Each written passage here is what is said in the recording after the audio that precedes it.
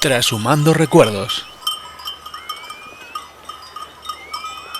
Se oían los silbidos de los pastores al amanecer o los cencerros del ganado que se movía, y me recuerda la trashumancia, que es lo que yo he vivido como ganadero. Consistía en trasladarlas de una parte muy lejos a otra, buscando lo mejor para el ganado, porque claro, aquí de invierno pues no podía pasarse. La nieve quitaba el pasto y me recuerda pues eso, una emoción grande. Mi trabajo principal, lo de toda mi vida. La trashumancia. Retazos históricos. El porqué de la trashumancia es el clima. En la península ibérica el clima presenta fuertes contrastes estacionales.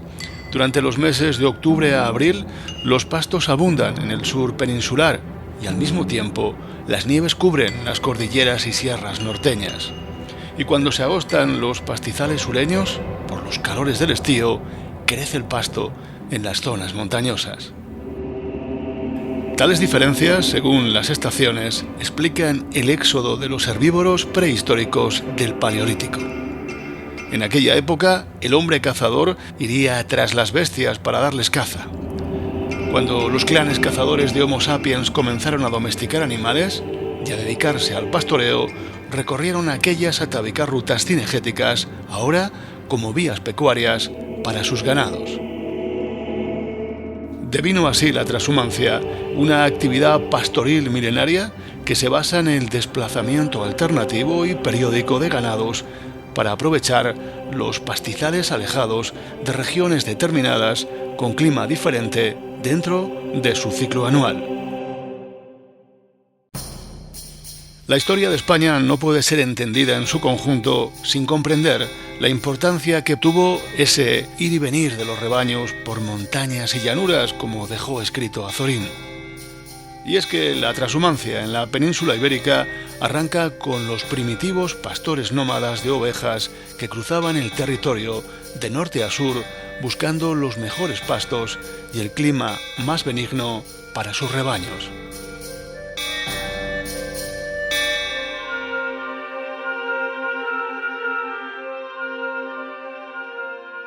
Ya en el siglo I a.C. se hablaba de calles pastorum, y en el siglo V el fuero juzgo de los visigodos documenta las vías ganaderas y alude a la regulación del paso de los ganados por campos abiertos y carreras públicas. Con la invasión árabe de la península se produjo un abandono de la actividad ganadera trashumante.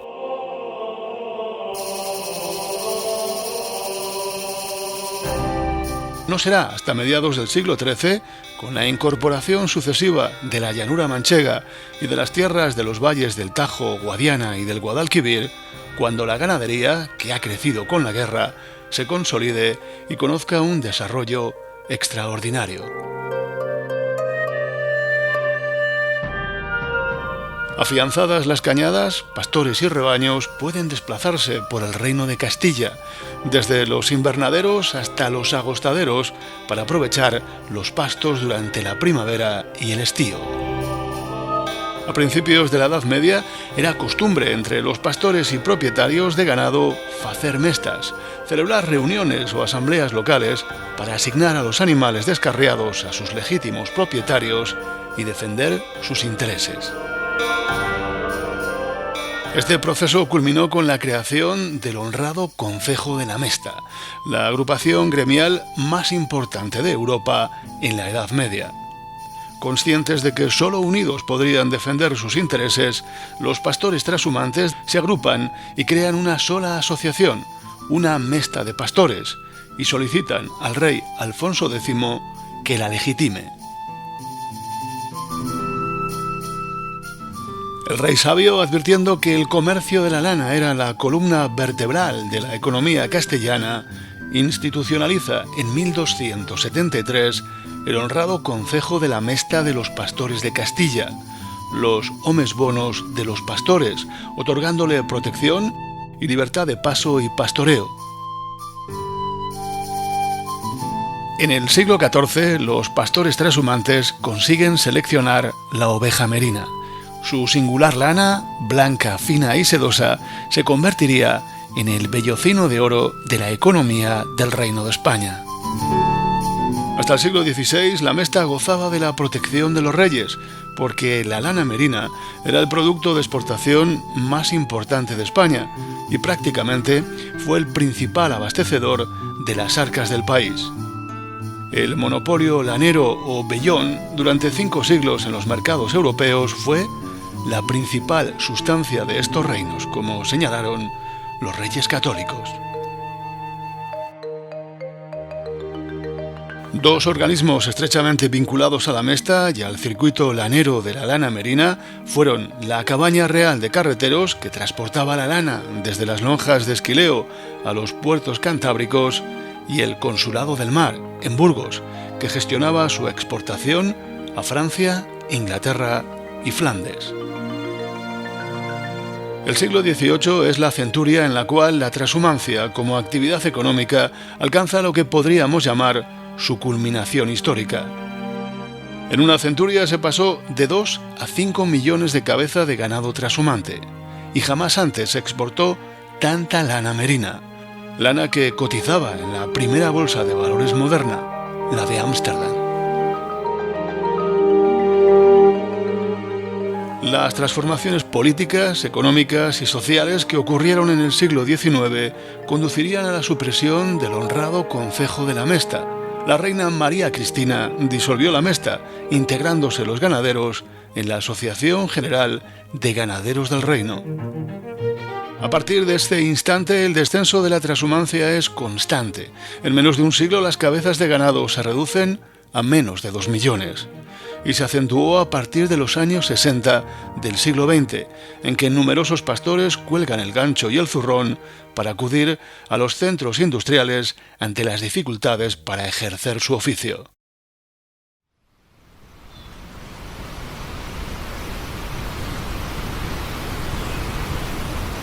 Han sido muchas las zonas de la península ibérica donde a lo largo de la historia se ha practicado la trashumancia.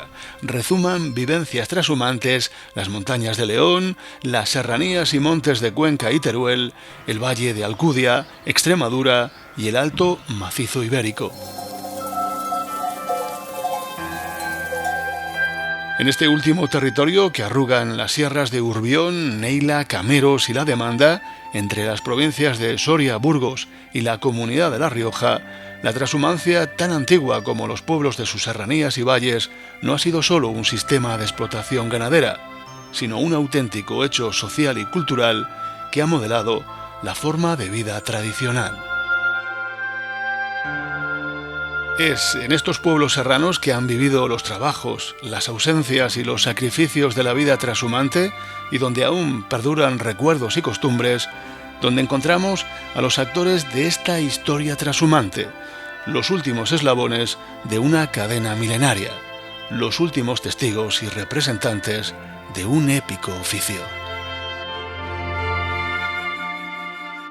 Pues me vienen los recuerdos, reparo mucho en ellos. El verano le pasábamos entero en los puertos. También recuerdo mucho la despedida y el camino. Para abajo pues era duro, porque ibas con la pena de despedirte de casa, la llegada a la finca, y se presentaba pues una temporada dura. También era muy emocionante la inversa, cuando llegábamos, pues tanta sensación como era tristeza el despedirse, era alegría el venir a casa. De casa a la majada, de la majada a casa. Después de invernar en los lejanos pastizales del sur, los rebaños trashumantes y sus pastores llegaban a primeros de junio a las sierras norteñas para pasar el verano. Veníamos andando, pues salíamos de allí de Extremadura pues a primeros de mayo, pues como tardamos 32 días en venir, pues llegamos aquí en junio. Pero tras la ansiada vuelta a casa y el añorado recibimiento, no todos los pastores podían permanecer con sus familias, pues los rebaños debían continuar su camino hasta los puertos. Del regreso era como que venía primero a la sierra y tardaba una semana luego en venir. Si te tocaba estar en la sierra del primero, pues quieto una semanita más, sin ver a la señora. Ay, amigo. Para unas vigilias más grandes y ¡ay, negra! Los rebaños, al llegar a las sierras, se partían en atajos o retazos más pequeños al cuidado de 2 pastores. Cada rebaño se distribuía generalmente en 2 atajos, porque solían ser entre 1.200, 1.500 ovejas, más o menos. Entonces se hacía un atajo que llamaba la cabeza del rebaño y otro que era el retazo. Y se distribuían en 2 puertos. Si el rebaño subían 2.000, pues a lo mejor iban 500 a cada puerto. A cada puerto, y luego los puertos, unos eran de 500, otros de 700, de 800. Se clasificaban un poco las ovejas, dependía de los puertos, en un sitio se echaban más animales nuevos porque iban mejor, en otros iban peor o tal. Y después a los pocos días la carrerada solía subir aparte, lo que eran los sementales, y se les echaba a los 15 o 20 días de estar aquí y ya se le ponían los sementales. A cada atajo se le asignaba un puerto y en un paraje apropiado se emplazaba la majada, donde se levantaba el chozo, una pequeña cabaña de planta circular construida con piedras y un armazón cónico de madera. Esta sencilla construcción era el hogar de los pastores trashumantes durante su estancia en los puertos. Pues aquí vivíamos en una choza de piedra con un techo hecho de tierra. Cavábamos céspedes y cogíamos y los volvíamos boca arriba.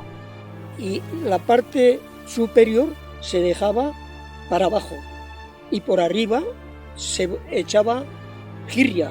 Jirria nosotros le llamamos al estiércol de la oveja cuando ya está muy seco y muy suelto. Porque luego las echaban basura del mismo corral de las ovejas, echaban un tomo de basura a lo mejor de 50 centímetros y eso no se calaba nunca. Las camas de los pastores estaban alrededor de las paredes. En el centro, en el suelo, se hacía el fuego para calentarse y cocinar, y los pocos enseres se repartían por el interior. Pues por dentro había, no sé, así en un lateral, ponían unos palos y luego unas escobas, que esa era la cama que teníamos, que no había otra cama mejor. Un balustrado con helechos de colchón. Vaya paños. Y luego si había unas pieles de oveja, las ponían también allí, y si no, pues solía haber 2 o 3 mantas, pues ponían una manta debajo y luego te ibas a la cama, solo te descalzabas, lo demás vestido como estabas.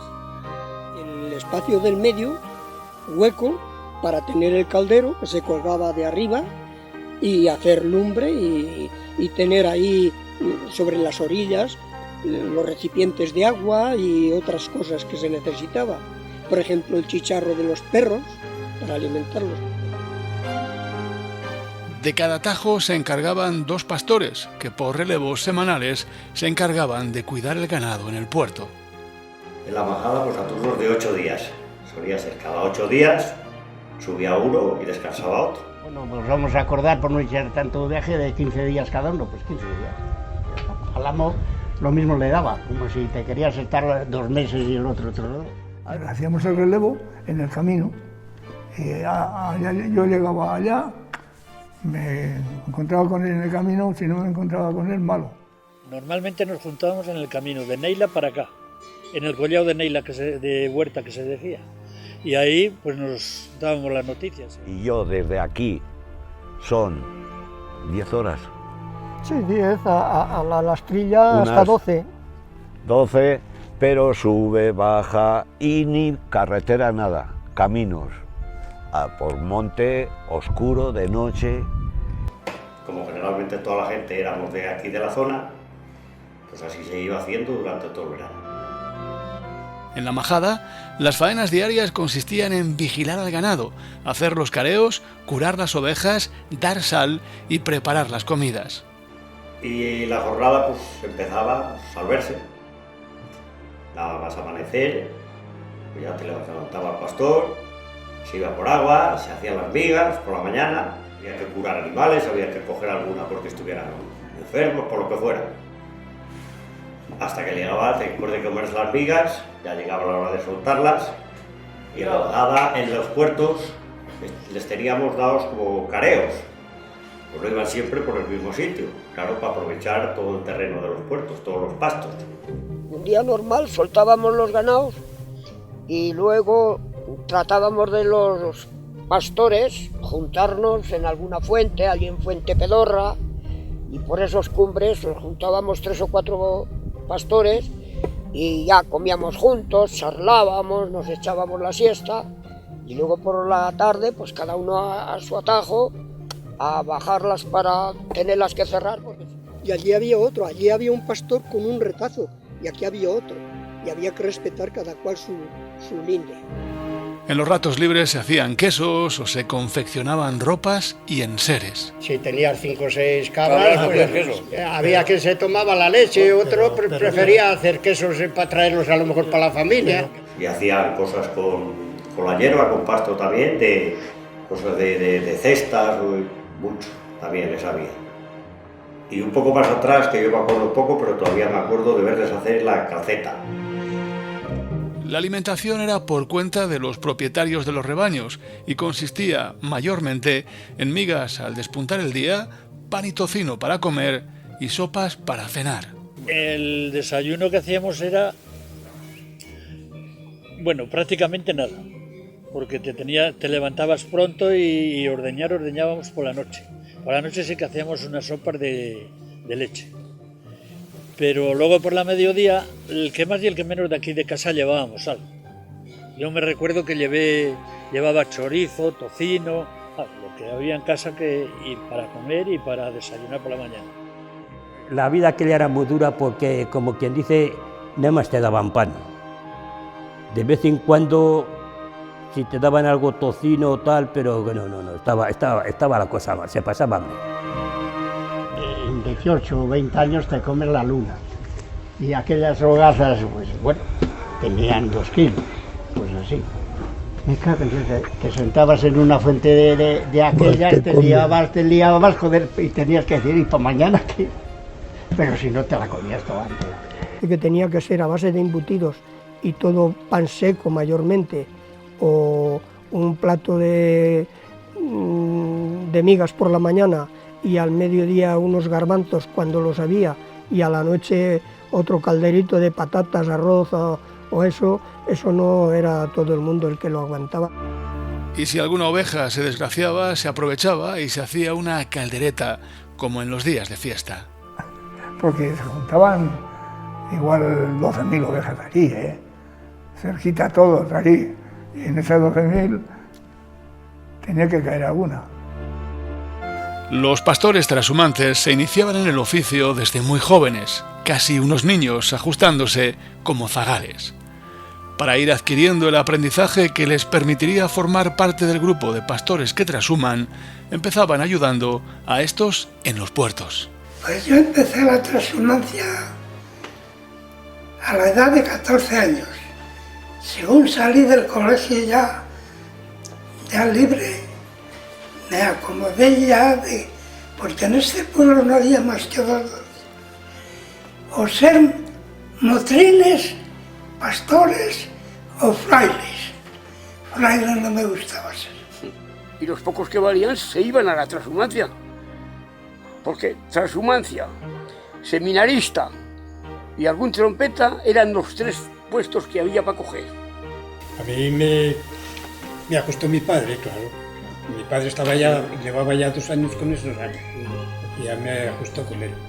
Y pues, no sé, ganar como quien dice por la mantención. Y en la carrera que me dio, bajar a Extremadura. Y lo que es lo que ganaba, yo lo que ganaba, tanto como nada. Ya llegó un zaraganzuelo con su montera quitada, haciendo 1000 cortesías a los que allí se encontraban. Se presenta el mayoral, y el mayoral le repara. Hijo, ¿qué te se ofrece? Que si usted me acomodara para servir en su cabaña. Tengo la gente completa, contigo que me haces falta. Has de estar siempre obediente a lo que los demás te mandan, sobre todo al rabalán, que si no andará la vara. La compañía del zagal era bien recibida y se agradecía para soportar la soledad que era la mayor penuria en las majadas. La soledad era fatal. A mí me dejó mi padre un reloj que llevaba de bolsillo y me parecía que andaba tan poco el reloj que no paraba de darle cuerda hasta que le rompí. Luego sin reloj. Había quien no aguantaba la soledad, eso en mi misma casa lo he visto. Mucha soledad. Hombre, cuando veías por allí algún otro pastor del pueblo o haciendo leña o arando en algún sitio, si podías, pues echar una charla para pasar el rato. Y venga a ver todo el día cantando y comiendo y distraéndonos. No había. Lo echábamos a buen humor, no echábamos las cosas pues con decir de que ay, de penarse uno, no, al revés. Entonces lo disimulábamos bien, no sé por qué.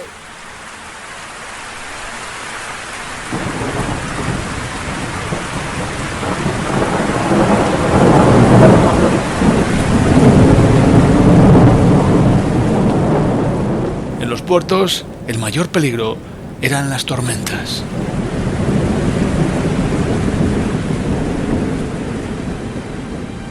Yo he visto gente que con las tormentas eso era morirse de miedo. Pero miedo es llorar y echar a correr a casa, donde fuera. Y lloré mucho yo de noche. Venían las nubes, los truenos, los lámpagos. Oye, que metía yo la cabeza entre las mantas y que pasaban el resplandor. El resplandor, sí. El relámpago. Sí, sí. Porque además se sabía que no era broma, que los rayos mataban. Y no ha sido el primer ni único pastor que ha muerto por electrocutado por el rayo. Ha habido varios. Estábamos en la puerta, mi hermana, mi madre y yo. Y venía una tormenta y dice mi madre, "Ay, hijas, vamos a rezar el Padre Nuestro, porque el Padre está en la sierra y le fue". Y dice, "Padre Nuestro", y dice ella, "Padre Nuestro, no, Padre mío". Dice que estás en el cielo. Dice, "En el cielo no, en la sierra". Y la mayor preocupación, los ataques de los lobos, las lobadas al rebaño. Yo sí tuve varias experiencias con los lobos, sí tuve varias. Y pasar noches en vela y salir, tener que salir y animar a los perros. Y aquello había que defenderlo como fuera. Y claro, después dentro del mismo rebaño, si las había de los pastores y le tocaba a alguno de los pastores, pues no le hacía a nadie ninguna gracia de que te la matara. Para combatir al lobo, los pastores contaban con los mastines, perros corpulentos, fuertes y valientes que se forjaron con la trashumancia y que acompañaban continuamente al ganado. Para evitar mordeduras en el cuello llevaban collares de pinchos llamados carlancas. Y dice que vinieron la primera noche, los lobos. Dice que la primera noche el perro, dice, no saben lo que tendría aquel perro para los lobos, porque no vinieron más que esa noche, no volvieron a aparecer más en todo el verano los lobos. Y que mordía muchísimo y que corría muchísimo también. Estando yo en la michoza, estando yo sentadito, pintando la mi callada, vi de venir 7 lobos por una estrecha cañada. Venían echando suertes, cual entraba en la majada. La tocó una loba parda, tuerta, vieja, origisana, que tenía los colmillos como puntas de navaja. Mientras un pastor quedaba en el puerto al cuidado del ganado, su compañero estaba en el pueblo. Pero esos días no eran de descanso, pues había que realizar las labores del campo y preparar la intendencia de la familia que se va a quedar sin su ayuda durante el invierno. Si mi primo estaba allí, que yo iba a relevarle, igual me encontraba con él en Neila y me decía, en tal sitio están segando. Pues no bajaba ni al pueblo, directo.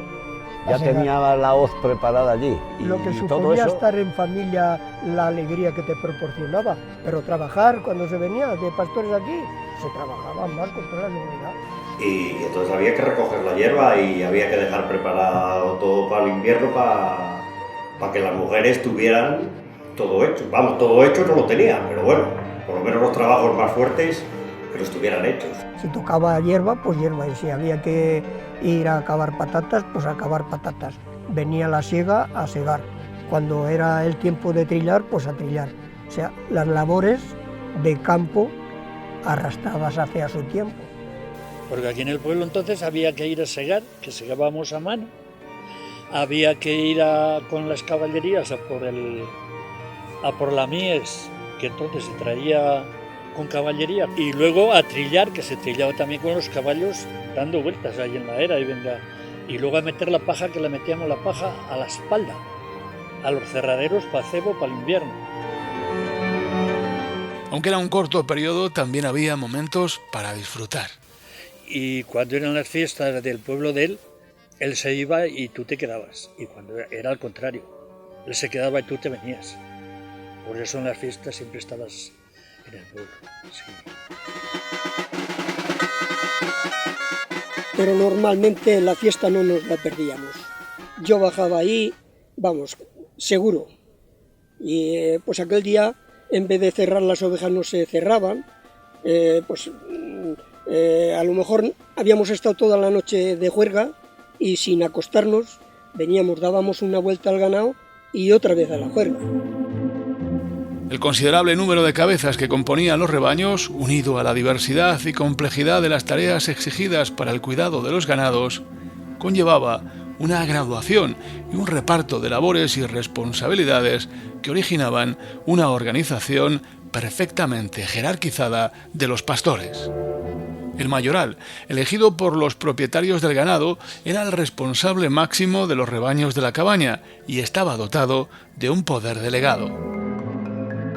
El rabadán estaba jerárquicamente tras el mayoral. Recibía, transmitía y ejecutaba sus órdenes, y era el responsable de un rebaño que gobernaba con la ayuda de los pastores: sobrado, persona ayudador, compañero y el zagal. Entre zagal después, ya extendiendo ya eso, que era el sobrado, luego la persona, luego el ayudador, luego el compañero y luego el rabadán. Así se va ascendiendo según méritos y según cosas. A finales del mes de junio, entre San Juan y San Pedro, los mayorales empezaban a ajustar a los pastores para formar los equipos que conducirían los rebaños hacia las dehesas del sur. La valía que se considera que podía tener el que se quería prestar para bajar a Extremadura, el chaval que cuando es bueno, es el valiente, tiene salud, en fin, pues la gustaba. De verano había mucho, pero de invierno no había nada. Y la gente, si no iba a Extremadura, no podía comer. Era otro medio de... no podían comer ellos.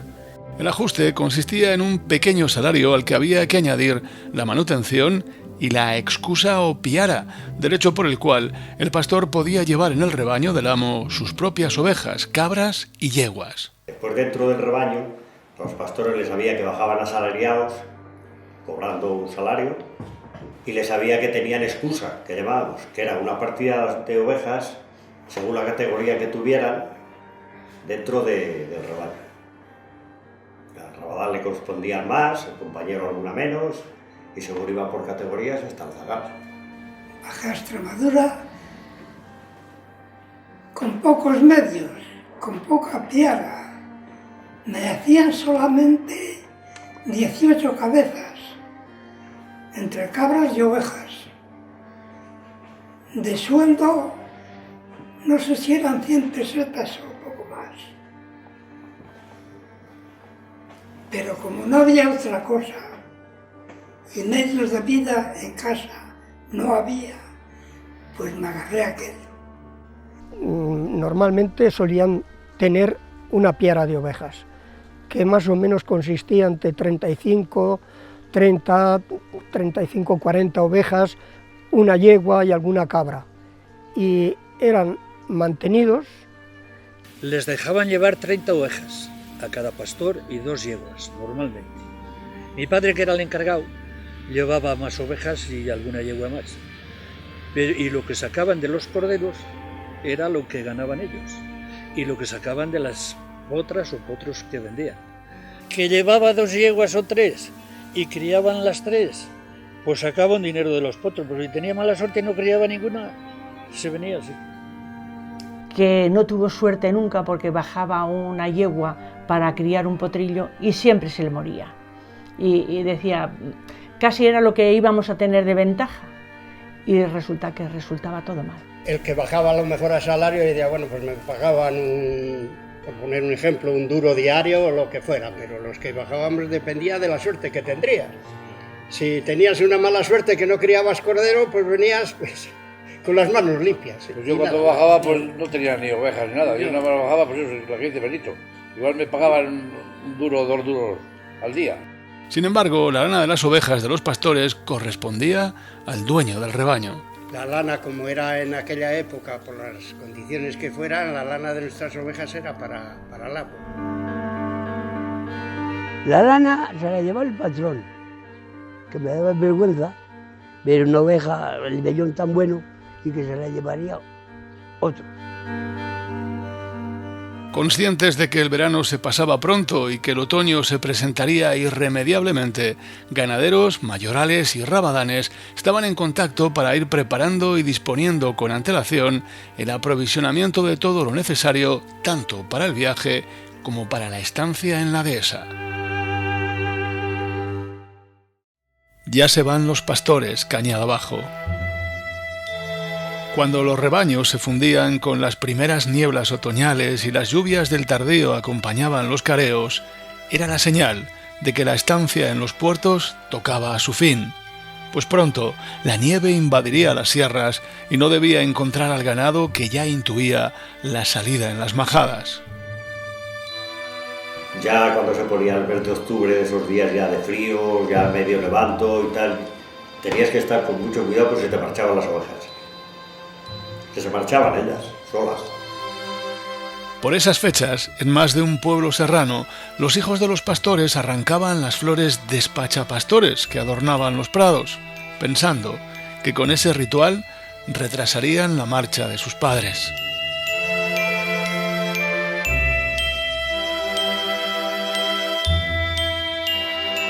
Ya cuando venía este tiempo, que había llovido y tal, pues luego salían ahí unas flores que las llamamos despachapastores y nos dedicábamos, yo me acuerdo con mi hermana Inés, siempre íbamos ahí a la era, venga a arrancar flores, venga a arrancar flores.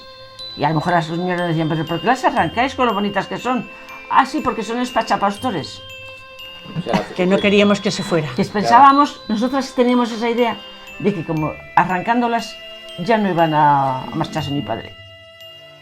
Ante la ineludible partida, las esposas y madres de los pastores iban preparando la vestimenta y el avío que sus maridos e hijos necesitaban tanto para el viaje como para la estancia en la dehesa.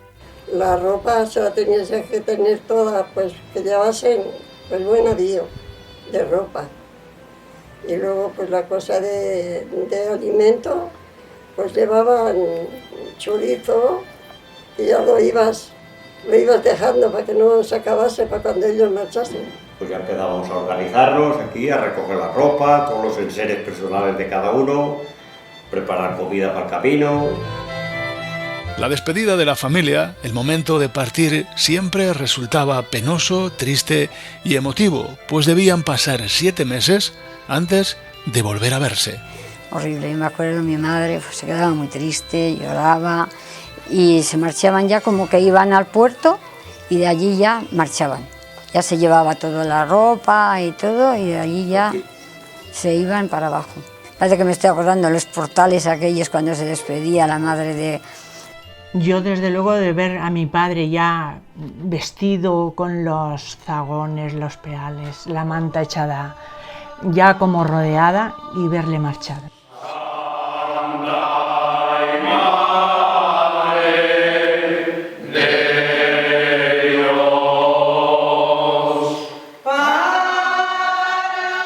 Era especialmente emotiva la despedida en la ermita de Vega, donde los pastores rezaban la salve acompañados de familiares y recitaban: Virgen de Vega, por aquí pasó mi padre, por aquí pasó mi abuelo, por aquí he pasado yo y pasarán mis herederos.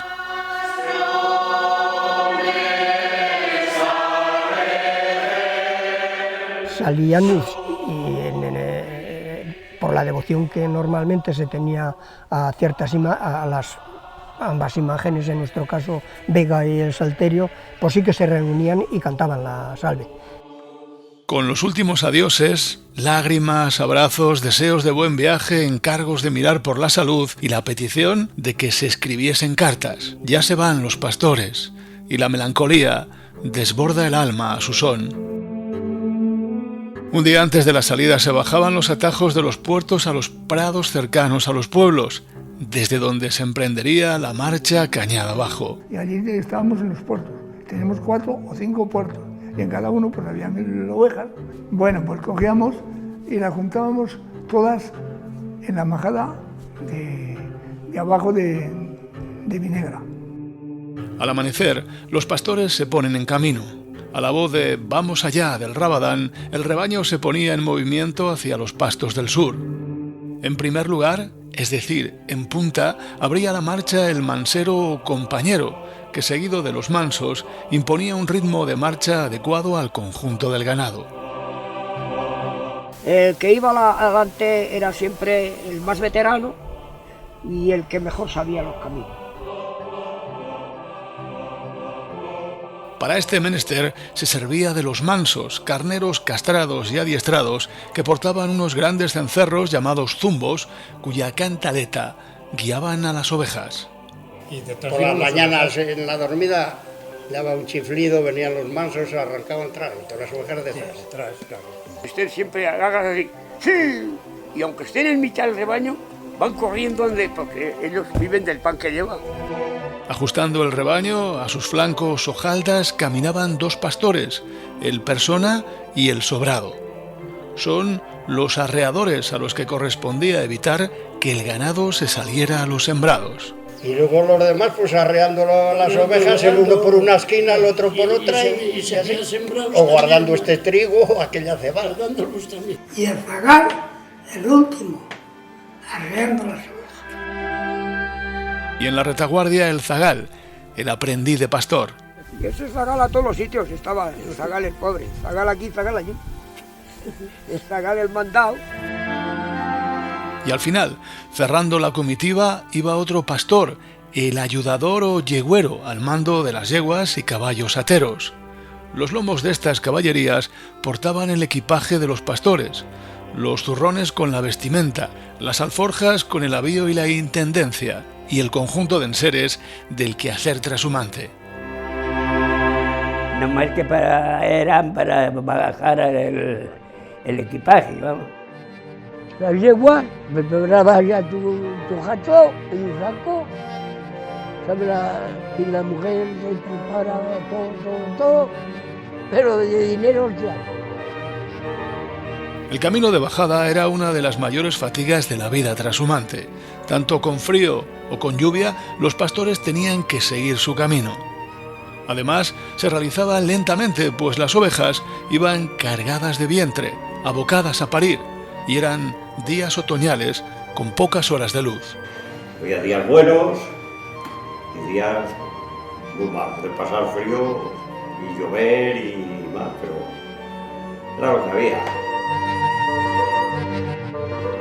El viaje del otoño para bajar, para mí, cuando bajaban andando, tenía que ser muy difícil, porque es tiempo de más lluvia y la lluvia es muy molesta para el camino, por todos los sentidos, por lo que entorpece al ganado, lo que entorpece a los pastores que se llenan de agua, las cargas, las ropas, los comestibles, todo, eso es un inconveniente.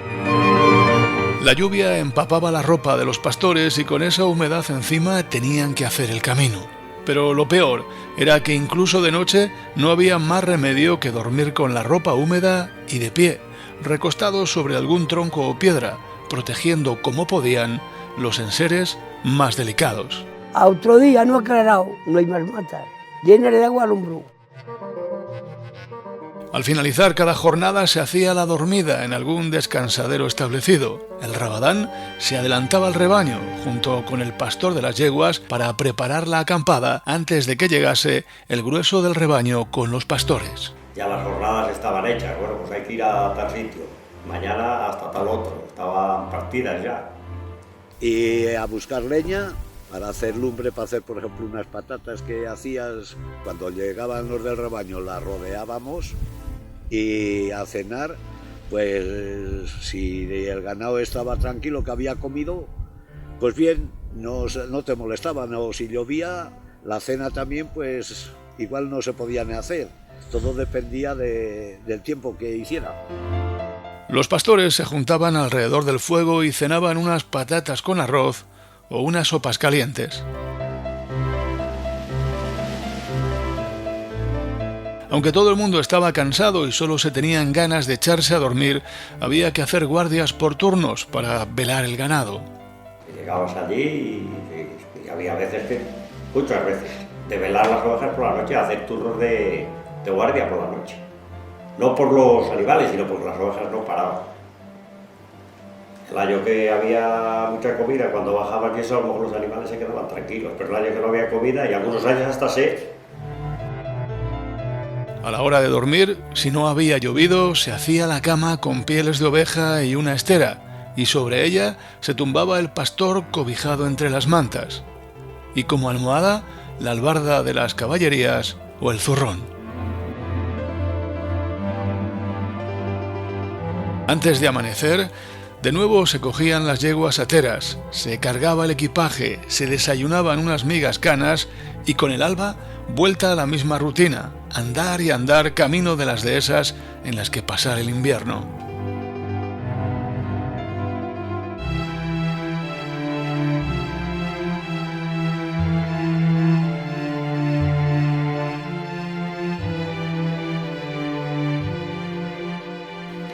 O sea, que íbamos cada noche a un sitio ya conocido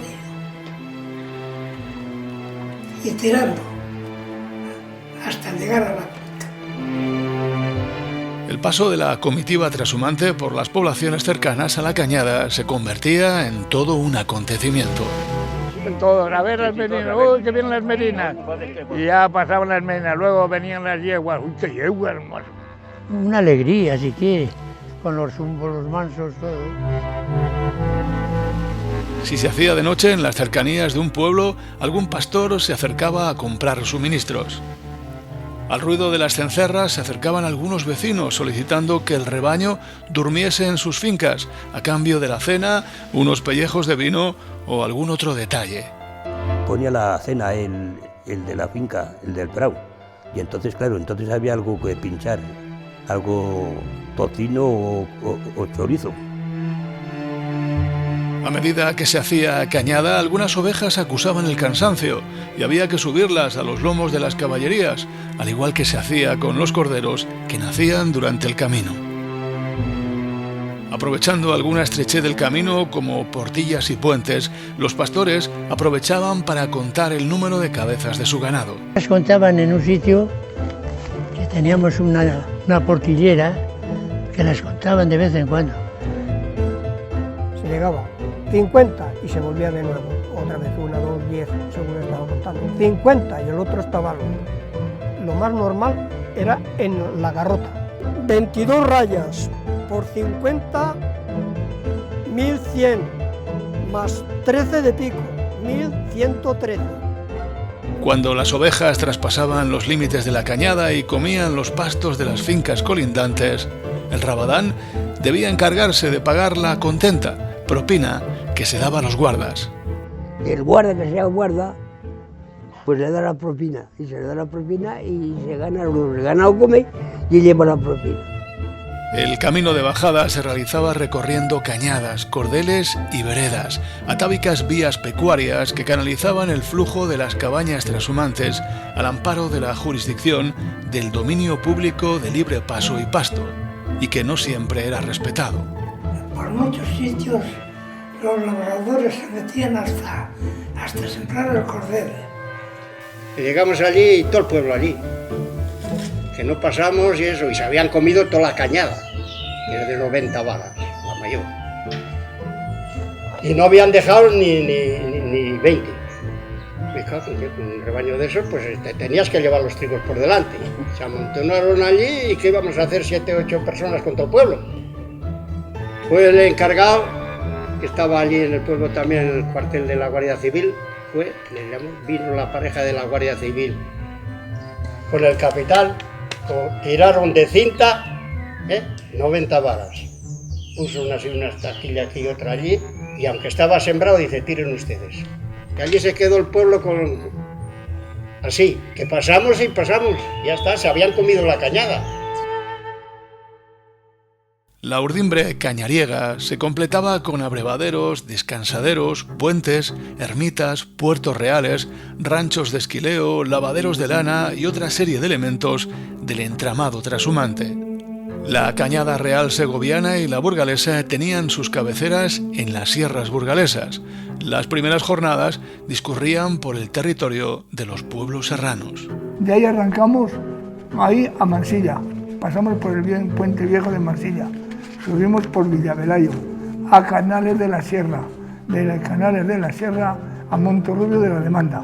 Y salimos de Briva de Cameros a venir por esos Viniegas, a Huerta de Arriba que venía el Cordel, por al lado de Montorrubio de la Demanda, a venir por la Casa Vega al lado, a bajar aquí por un término Mataco, La Mata, Vallijemeno.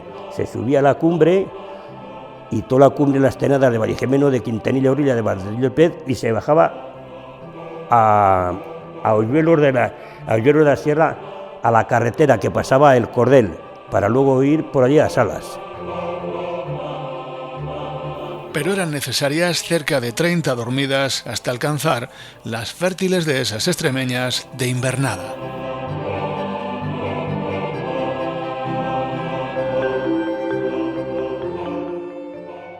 Los hombres, los pastores en la dehesa.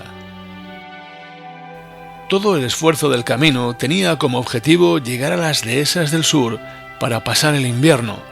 Era lo que se denominaba entre los trashumantes hacer tierra.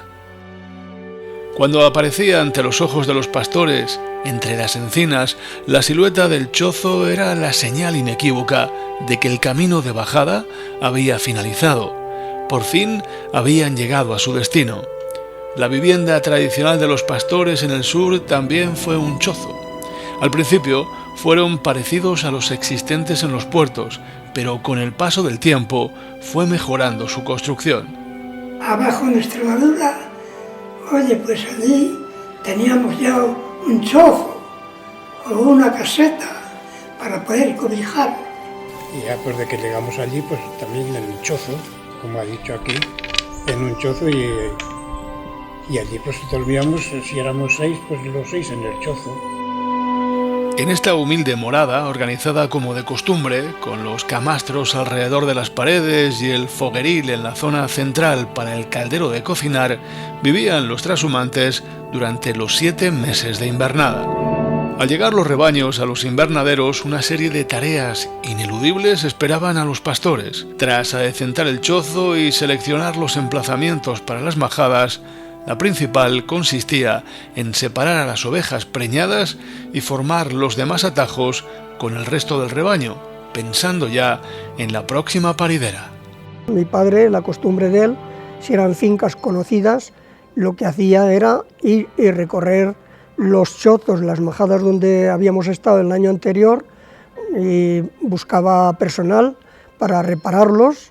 Y bueno, la primera noche, pues lógicamente se le daba rienda larga al ganado para que descansaría y comiera por la finca hasta que se hartaban, si había otoño.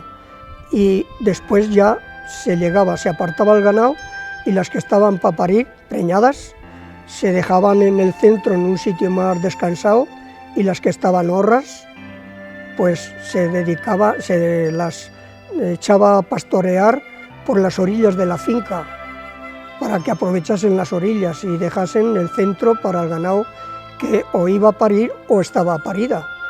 A ver, una vez llegados allí a Extremadura, se apartaban las corderas, todo lo que se dejaba de reposición de animales nuevos, esas iban aparte. Los carneros estaban también aparte. Y después dentro de las ovejas, que eran de vientre, ovejas de parir ya, pues a lo mejor se hacían 2, 3 atajos hasta que empezaban a parir. A los pocos días de llegar se iniciaba la época de partos. La paridera siempre fue el evento más trascendental en la vida del rebaño, pues de su éxito dependía el futuro de la cabaña ganadera y la economía de los pastores. Eran duras jornadas invernales acompañadas de aguaceros y heladas que acrecentaban el trabajo de los pastores, que empezaba antes del alba, y el sacrificio de las vigilias nocturnas. Cuando empezaban a parir por la mañana temprano, nada más amanecer, a apartar las ovejas paridas de con las preñadas. La vida es una vida muy esclava. Se pasaba noche y día, de noche, ni que lloviese, ni que nevase, ni que ahí al pie el ganado. Un día de paridera, los pastores se encontraban con que habían parido muchas ovejas dentro del redil. Al nacer varios corderos a la par, la madre o estos se podían despistar, lo que obligaba a comprobar que todos estaban debidamente emparejados. Se lían unos pupurris de miedo, porque hay oveja que no está parida y se coge 2 borregos. Luego pare el suyo y no le quiere. Y, en fin, ahí o coge 2 que no son de ella, y a la otra se lo ha quitado. Pero sucede al mismo tiempo que algunas ovejas traían la cría muerta o se les moría al poco de nacer. Otras se desentendían de los corderillos y había madres que se morían o desgraciaban en el parto. Para percatarse de todos estos eventos, se sacaban las recién paridas y sus crías del redil con el objetivo de observar mejor las nuevas parejas de madres con sus crías. Para que comiesen sin apartarse del cordero, porque ellas no quieren dejar el cordero. Y se las iba segregando para que no se juntarían tampoco los corderos demasiado.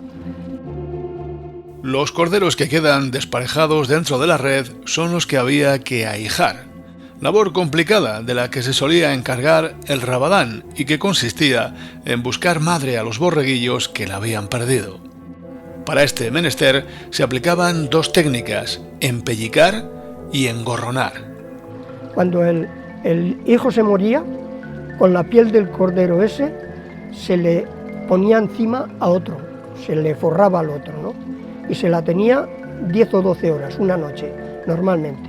Y luego por la mañana, con cuidado, se iba y se le quitaba la piel del cordero suyo, con el cuidado de que estaría la oveja allí oliéndole para que se quedase con el olfato de la piel que se le quitaba. Engorronar pues es otra cosa. Entonces consistía en que veíamos una oveja buena de parto, que estaba ya dando gestos de parto, y esa no trae más que uno. Ahora le vamos a meter 2, porque a esa ha parido 2 y no lo puede criar, o la otra ha parido 3 y esa le vamos a meter 1. Y había que andar con mucho cuidado porque son listísimas. Entonces cogíamos el que le queríamos poner y antes de que ella soltase el suyo, cuando rompen aguas, estar a tiempo, mezclarle con sus aguas y con mucho cuidado. Cuando soltaba el feto, ponérselo encima y que lo cogiera ella. Las semanas que duraba la paridera se pasaban ahijando ovejas y amamantando corderos, una labor ingente y muy meritoria que requería saberes pastoriles y experiencia, y que a base de esfuerzo y dedicación resolvían de modo satisfactorio, pues los pastores distinguían a la perfección sus reses. Le habían contado de que tenía mucha fama el pastor de que conocía todas las ovejas del atajo y los hijos el hijo de cada oveja. Y entonces dice el dueño, dice, pues eso lo vamos a ver ahora. Total, que fueron donde estaban las ovejas encerradas y le dijeron al pastor, estate y quieta. Y cogieron un cordero y se le enseñaron, dice, ¿nos puedes traer la madre de este cordero? Dice, ahora mismo. La dio para allá y mientras iba a coger la madre de ese cordero se le cambiaron y cogieron otro. Y cuando volvió el pastor con la oveja, dice, no, ese no es el cordero de esta. Dice, pero espere que le traigo la madre de este ahora también. Conforme iban naciendo los corderos, el rabadán organizaba los diversos atajos compuestos por las ovejas recién paridas y sus recentales. y a cada pastor se le asignaba uno de esos atajos y un terreno concreto dentro de la dehesa donde pastorear durante los restantes meses de invernada. Se hizo un atajo de 300, que era el atajo que llamamos atajo temprano. Luego seguía el segundo, que era el atajillo.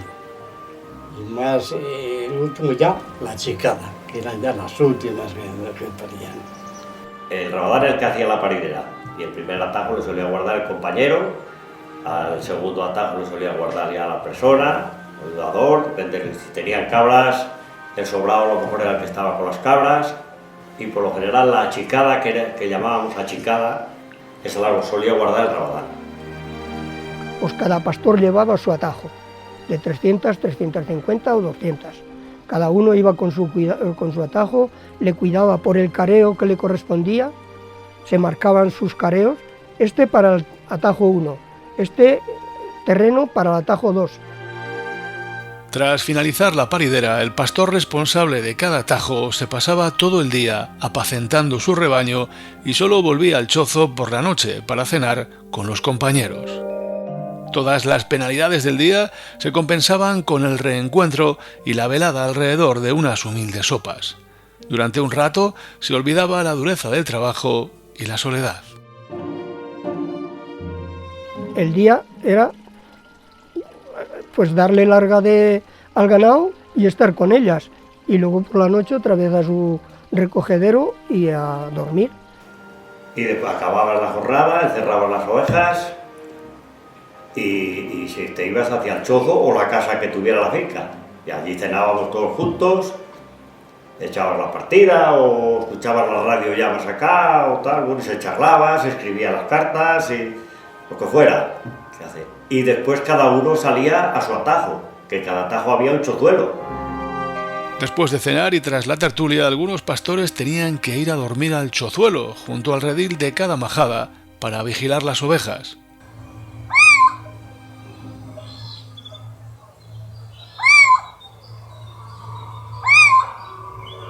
Como complemento al chozo se utilizaba el chozuelo, una pequeña cabaña portátil de construcción vegetal que hacía las funciones de un chozo móvil en la que cabía un solo pastor que entraba agachado por una pequeña abertura. Pero de noche cada pastor iba a dormir al chozuelo, a un edificio que nos levantaba más que esto. Entrábamos arrastra como las culebras para poder entrar. Teníamos las mantas tiradas para atrás, las volvíamos para arriba, ya estábamos tapados. Así pasaba. Se cenaba en el chozo y uno de los pastores se venía a otro chozuelo al pie del ganado para evitar, cuando había lobos, evitar los lobos y ayudar a los perros. En Extremadura había muchísimo lobo en aquella época y claro, se mete un par de lobos en un atajo de ovejas y te hace la de Dios. Al amanecer, los pastores que habían dormido con un ojo abierto en el chozuelo se encaminaban al chozo a desayunar las migas. Tras el desayuno compartido y el intercambio de las posibles novedades nocturnas, nuevamente se dirigían a sus respectivas majadas para soltar el ganado para un nuevo y rutinario día hasta la noche. Por la mañana te levantabas y nada más levantarte, pues otra vez al chozo, a reunirte allí, desayunar, las migas, realmente, y después cada uno con su atajo.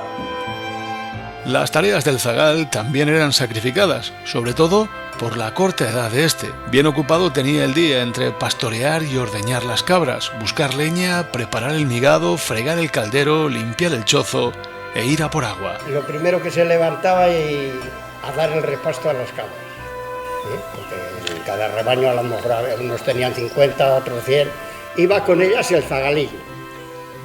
Venían a la majada a la vuelta de hora y media, se ordeñaban, que ha dicho usted, y a almorzar, las migas canas que se llamaban.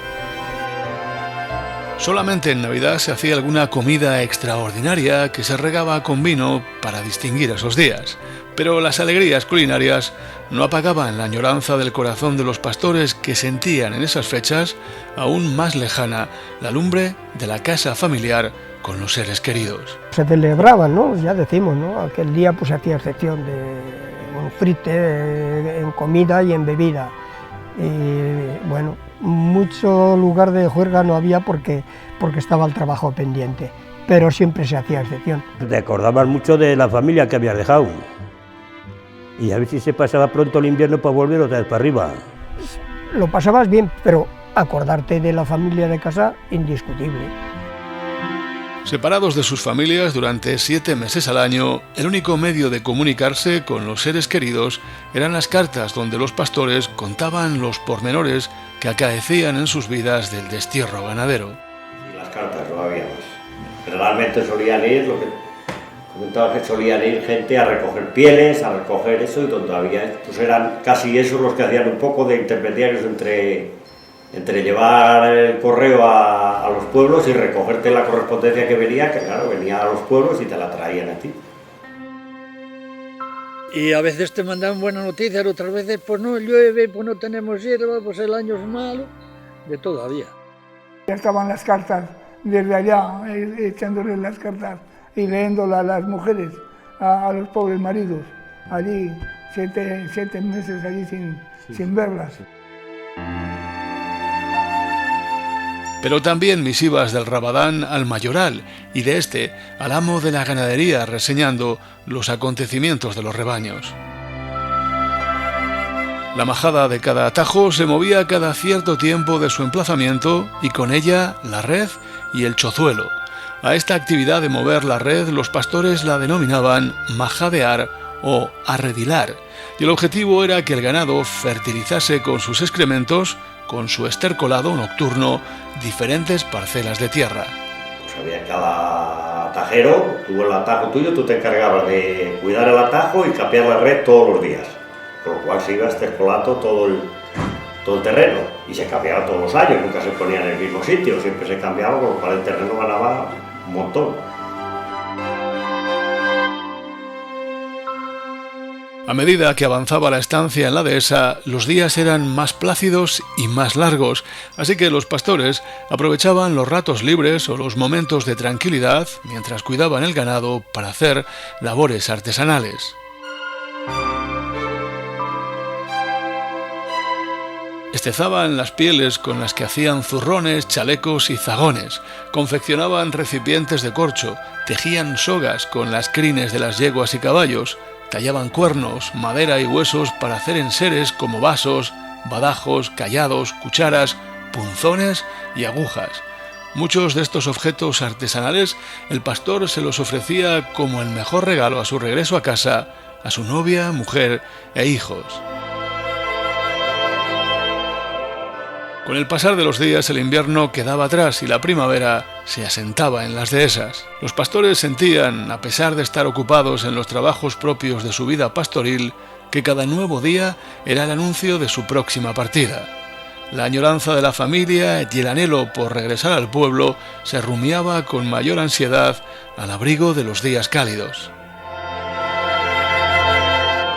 Por fin, ya tenían que ir pensando en los preparativos para el camino de vuelta cañada arriba que les llevaría a pasar el verano en los puertos de sus sierras y en sus hogares junto a los suyos.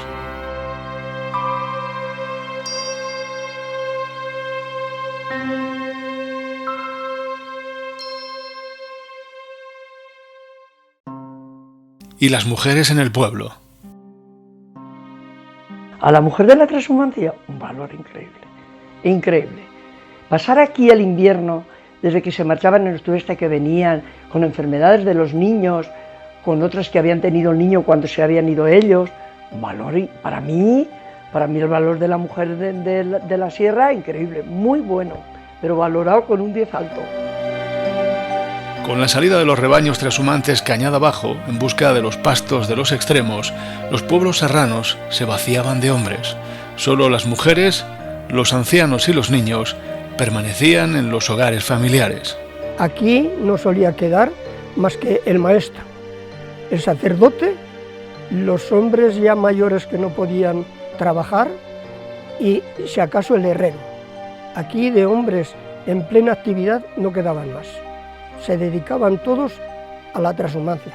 Pero del resto de los pueblos, de los baños de arriba, yo creo que iban casi todo el pueblo. Y de Neila muchísimos también. Y mi padre, por ejemplo, y mis hermanos bajaron los tres algún tiempo. No mucho, pero bajaron alguna vez. Mientras los pastores estaban con su actividad ganadera en las dehesas extremeñas, la vida transcurría en los pueblos bajo el puntal de las mujeres serranas. Al encontrarse ellas solas tenían que hacer de padre y madre al tiempo que se encargaban de todas las labores de la hacienda familiar. Un día normal me levantaba más bien pronto y les aviaba a los niños para ir a la escuela, les preparaba el desayuno, les aviaba para ir a la escuela y después yo bajar a lavar mucho. Y teníamos que ir arriba a lavar y en el invierno era todo un puro hierro. Teníamos que coger una azada para poder hacer el yoyo, para poder lavar. Echaba la sábana y para cuando ya la ibas a coger ya estaba helada. Pues teníamos que ir a lavar al río, íbamos a lavar al río. Así que venías a lo mejor de arar y márchate a lavar al río. O de segar y márchate a lavar al río. Y si no era lavar, era a derramar la basura, arar, segar, cavar. Sembrar patatas y sembrar de todo. Bueno, echar a los animales, ir a por la paja para echar a las vacas de majada. Faenas que apenas les dejaban tiempo libre y que tenían que compatibilizar con el cuidado y atención de los niños y en muchos casos de los abuelos. Lo que más costaba era pues que yo quería trabajar y no podía porque los niños había que cuidarles cuando salían de la escuela a comer. Ya tenía yo el caballo aparejado. Me marchaba cerca del Pinar por Berzas. La dejaba en la cuna aquí y yo con una vaca y un caballo me marchaba. Y luego por la mediodía venía y quitaba la vaca, la dejaba atada en un árbol y venía con una bandolera en el caballo a ver a mi niña. La daba lo de que comer o el pecho y me volvía a marchar. Eso sí, eso te los echabas al niño a cuestas y estabas haciendo tus camas, estabas haciendo tus cosas, eso sí. Ir a dar con el niño a la espalda, a veces la tierra estaba muy mala. Y llevarles contigo muchas veces, a lo mejor a limpiar un prado o al huerto a cavar, les llevabas contigo. Y llevaba un niño de pecho, un niño es eso, y llevaba al niño y claro, parar, pues cogía al niño en el surco del arao y le metía ya hasta que terminaba. Aquí se quedaba mi madre con cuatro, éramos 4 hermanos, y encima mi madre tenía que hacer cargo de los 4 hermanos, de 2 vacas que quedaban, de un caballo, a lo mejor quedaban aquí 20 o 30 ovejas, 20 o 30 cabras, el cerrarlas por la noche, el echarlas de comer, el soltarlas por la mañana y todo eso era cargo de mi madre. No era ya los hijos, sino los padres mayores que cuidaban, las mismas madres que cuidaban a sus hijos. Cuidaban al padre que sufría una enfermedad, que tenía una sordera, que estaba más inválido de una pierna. Todo eso, ¿quién lo llevaba? La mujer. Y claro, decía mi marido, haz lo que puedas, lo otro ya lo haré yo cuando vaya, pero si es que subía en junio. Al esfuerzo que implicaba la realización de estas tareas había que añadir la falta de comodidades en los hogares, la adversa climatología de los meses de invierno en las sierras y en no pocas ocasiones la circunstancia de que estas mujeres se encontraban embarazadas, pues los ciclos migratorios condicionaban la vida de las gentes serranas, concentrando los nacimientos en los meses de marzo y abril. Te encontrabas, pues eso, como sola de momento. Después ya con los hijos, pero tenías un entretenimiento muy grande. Y eso, y además que teníamos que ir a arar, al campo, a arar, ibas con la barriga llena. Pero he hecho trabajos terribles, como como los de los hombres, así. He cargado los caballos, he bajado pajacuestas, embarazada del mayor, he bajado pajacuestas y faltaba un mes para que naciera. Sí, porque yo nací en abril, él estaría allí, claro. Y mi hermana en marzo y el otro también en abril, así que todos. ¿Esta nació en enero? Pues mira, y yo en febrero.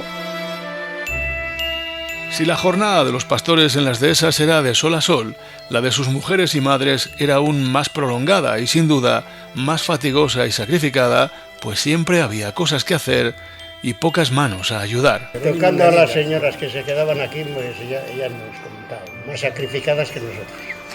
Que nosotros, como se suele decir, la vida del pastor, bueno, pues era aburrida, era esto, de dormir al sereno, eso, pero aquí las mujeres de los que bajábamos allá, pues más sacrificadas, ellas se tenían que encargar del campo y todo eso, nosotros veníamos de verano a segar. Aunque estarían enfermas, tenían que hacerlo, digamos. Como nacieron con ese destino ya desde chiquitinas, que su madre araba, que su abuela aró, que el otro, pues ya sabían el porvenir de ellas. Y era así. Aquí la mujer ha trabajado, en la época de que estoy yo hablando, el doble que nosotros, bajando a Extremadura. En aquellos tiempos trashumantes se forjó un refrán que es toda una sentencia sobre la capacidad de trabajo, resistencia y esfuerzo de la mujer serrana. Si te casas en el Valle Valdelaguna, llevas mujer y mula. El hecho de que no hubiera durante tantos meses hombres en los pueblos serranos acentuó la relación comunal entre las mujeres. Así que la solidaridad y la ayuda mutua entre ellas eran lazos entrañables y habituales. Yo sola no podía, pero esas vecinas me ayudaban a uncir. Hacía falta dos. Me ayudaban a uncir porque mi marido no estaba, yo cogía mi yunta y me marchaba a arar al campo. Todos los niños no nacían en un hospital, nacían en una zona rural. Si la mujer se ponía mala, ¿quién le ayudaba? ¿Quién soportaba todo eso? Pues la vecina, la prima, la amiga, lo que sea, pero el valor era de la mujer. Yo para mí la mujer en la transhumancia ha tenido un valor increíble, increíble. Mi padre me ayudaba mucho, unas cuñadas que vivían aquí, y la una estaba casada pero no tenía hijos, la otra estaba soltera, pues también me ayudaban mucho, mucho. Y... Vamos, que todos te ayudaron menos yo. Ay, pues en esa cuenta estate, ¿tú qué me vas a ayudar si estabas allá?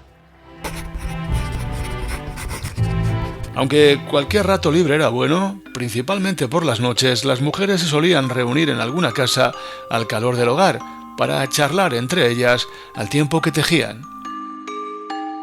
Durante esas veladas, conocidas como trasnochos, entre puntada y puntada, se cantaba, se contaban historias, cuentos y los pormenores de los pastores en las dehesas, que entretenían y hacían las delicias de los hijos más pequeños.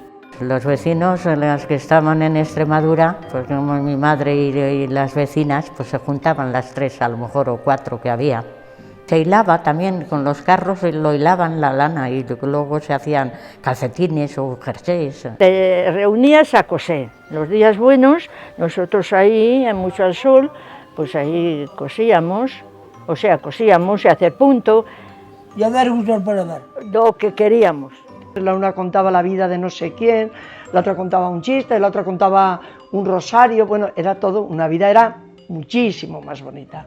Por la noche, pues era cuando podíamos coser, porque como lo tenías que hacer todo, no había nada para comprar hecho, lo teníamos que hacer todo, igual a las 12 que a la 1 que... Los hijos ayudaban a sus madres en todo lo que podían a pesar de sus cortas edades, incluso cuidaban de sus hermanos pequeños. Colaborando desde que tenías 7 u 8 años. 7 y menos. Antes. Sí. Pero desde el más mayor hasta el más pequeño, con 8 años, pues cada uno en la medida que podía traíamos la leña y íbamos todos. En alguna ocasión hemos sido los 6 o 5 a por... El que podía con un palo, el que podía con dos. A coger hierbas, a recoger las moñigas de las vacas para hacerlo luego el estercolero y echarla luego en las tierras. Nosotros era por hierba, salir de la escuela e ir con una cesta a por cardos, que ahora les ves por ahí y dicen, nadie lo coge. O te dejaba la comida un poco preparadita, más o menos, pero luego a lo mejor tenías que ir tú con la comida, con el hermano a cuestas y llevárselo a ella donde estaba trabajando. Todo lo que podían, aunque eran pequeñines, los pobres te hacían todo lo que podían. Como las hormigas. Si todos los días eran duros, las fechas de las Navidades se hacían aún más cuesta arriba. En unos días tan familiares, las mujeres tenían no solo que superar la añoranza de sus maridos, sino que también tenían que sacar fuerzas y ánimo para intentar que fueran días lo más felices posibles para sus hijos. Que como que no había Navidades, yo creo que casi como que no había Navidades. Lo celebrábamos como mejor podíamos con los niños, ¿qué íbamos a hacer? Mucha tristeza por no tener al marido y al padre, y así era. Los niños te preguntaban, claro que te preguntaban, y papá, ¿y dónde está? ¿Y cuándo viene? Eso te lo hacían, claro que te lo hacen, eso te lo hacían muchísimo. Nos hacían la vida fácil tanto la tía Manuela, que era viuda, entonces mi madre era como si fuese otra viuda, y nos juntábamos los hijos de ambos y lo pasábamos bien porque no querían que nosotros lo pasáramos mal en la ausencia de mi padre. Y aquí en casa nos juntábamos todos los primos y eso sí que era un jolgorio. Todos los chicos, jóvenes y niños y en casa todos, mayores no, porque nada más las mujeres. Los hombres mayores estaban todos fuera. El Día de Reyes era otro día en que la ausencia del padre se hacía dolorosa.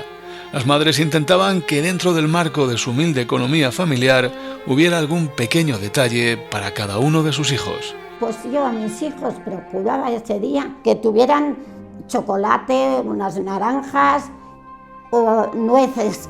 Y en fin, decía yo, estas nueces saben más dulces que porque las han traído los reyes. Saben mejor que las que se compran. Y disfrutaban. Pues sí, de pequeñitos a lo mejor te dejaban unas pesetas, pero luego las volvían a coger.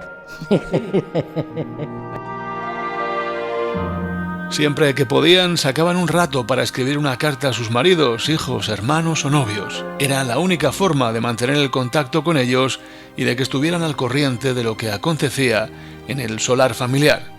Noticias buenas, cotidianas y penosas trashumaban también de las serranías a las dehesas. Y más que nada, pues no había teléfonos, no había nada, pues como hemos dicho, eran las cartas.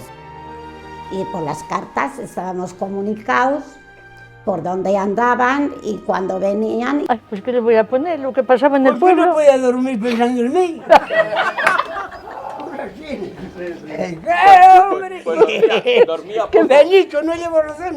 Sí, hombre, ¿cómo le vas a ayudar? ¿Cómo iba a pensar en ti? ¡Hombre, por Dios! Y llorando, ¡ay, mi marido! ¿Cómo estará? Mejor que yo, decía, él está mejor que yo. Y no comía ni nada, se daba a todos los muchachos, porque claro, mi marido cómo estará. La ausencia de la mayoría de los hombres de sus hogares, con todas las secuelas familiares y sociales que conllevaba, era, durante los meses que duraba, el mayor sacrificio y, por tanto, el más alto precio que pagaban tanto los pastores como sus familias. En noviembre, por San Martín, el 11 de noviembre o por allí, y luego no volvían hasta junio, claro. Así que eran unos meses. Pues oye, ya te ibas haciendo a ello, pues el primer mes te costaba mucho, después ya te ibas haciendo, y ya pensando nada más en la llegada que llegaría ese día, pero que eran 7 meses. Qué tristeza que llorera luego cuando vimos marchar. Pero luego tuvimos la mala suerte que se me murió la hermana mía, la que me seguía. El día Nochebuena, esa fue la cena que tuvimos, la muerte de mi hermano. Y mi padre en Extremadura le escribieron una carta y le dijeron, dice, mira Luis, te vamos a dar una mala noticia. Dice, se te ha muerto una hija y el pobre no pudo venir. La vuelta a casa cañada arriba. A tu tierra, serrano, que ya canta el cuco, no esperes a que cante el abejaruco. A finales de abril empezaban a escasear las hierbas en las dehesas. Sin embargo, en las sierras de los trashumantes, hasta hacía poco cubiertas de nieve, empezaban a despuntar los pastos al abrigo del calor primaveral. Así que había que ir pensando en subir. Allá en Extremadura empieza a calentar el sol y se seca el pasto y deja de ser ya abundante, sí, pero seco. Entonces se hacía el viaje a la inversa, subir andando desde Extremadura aquí, unos aquí a Tolbaños de arriba y otros pues a toda la zona de Cameros y muchas zonas de Burgos, pero especialmente aquí sobre la sierra. Los pastores, con la alegre inquietud de la próxima partida, iniciaban unas jornadas antes los preparativos para abandonar sus cuarteles de invernada.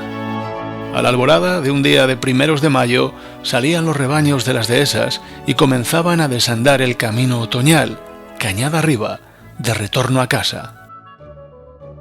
Se reunían todos los ganados con el fin de que se adaptaran todas las manadas y se unieran y se hermanaran unas con otras.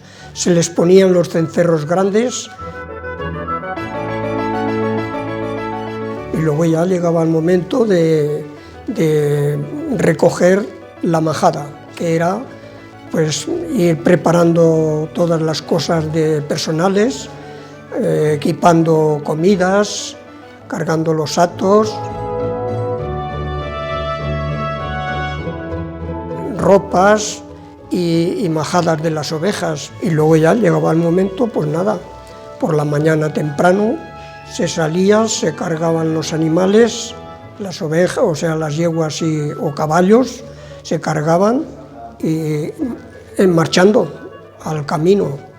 Si no estaba la finca en el mismo cordel, pues se buscaba su salida correspondiente y hasta llegar al cordel y luego pues camino adelante, vía pecuaria adelante hasta donde estaría el destino de llegada.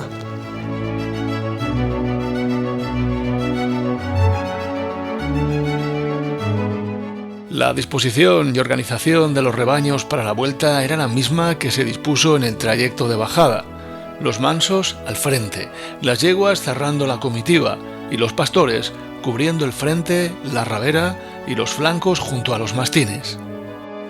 El camino de subida conllevaba menos penalidades que el de bajada. Tenía a su favor una climatología más benigna, que los rebaños estaban más ligeros al encontrarse las ovejas vacías, que había más pastos en el cordel y días con más horas de luz que permitían andar más y volver a casa en menos jornadas. Además, los pastores sentían mucho menos las fatigas del camino por la ilusión de ver a los suyos. Era mejor para subir porque no llovía. No llovía. Y además había otra cosa, que ovejas no nos parían en el camino al subir.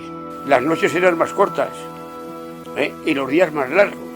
De camino pues era mucho más alegre. Según uno iba subiendo, pues más contentos por llegar a tu casa después de 7 meses en Extremadura. Y tú que venías a la querencia de la tierra.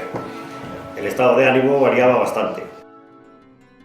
Jornada a jornada, acompasando el paso al ritmo de los árboles en flor y los campos germinados, los rebaños avanzaban y llegaban a las dormidas con el mismo orden que salieron, y a la mañana siguiente partían con la misma comitiva que llegaron. Y cada nuevo trayecto, los pastores, con la mirada clavada en la lejanía, deseaban ver cuanto antes el perfil de sus montañas serranas, donde reside la anhelada familia. En los años 40 del siglo pasado se generalizó el uso del ferrocarril para el trasiego trashumante. Los desplazamientos de antaño andando por las cañadas fueron sustituidos en parte por el viaje en tren. Pastores y ganados viajaban juntos y la treintena de jornadas de camino se transformaron en 48 horas de viaje y algunas caminatas cortas hasta los embarcaderos de las estaciones. Esta revolución ganadera supuso el principio del paulatino abandono de las milenarias cañadas.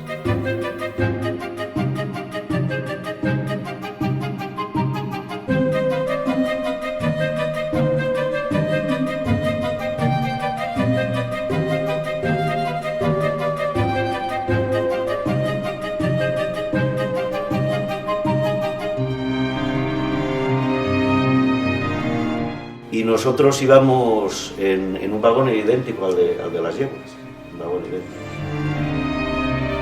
Desaparecido el tren a finales del siglo XX, el trasiego de los últimos rebaños se realiza actualmente con camiones que, en apenas 8 horas, trasladan las ovejas de los puertos a las dehesas.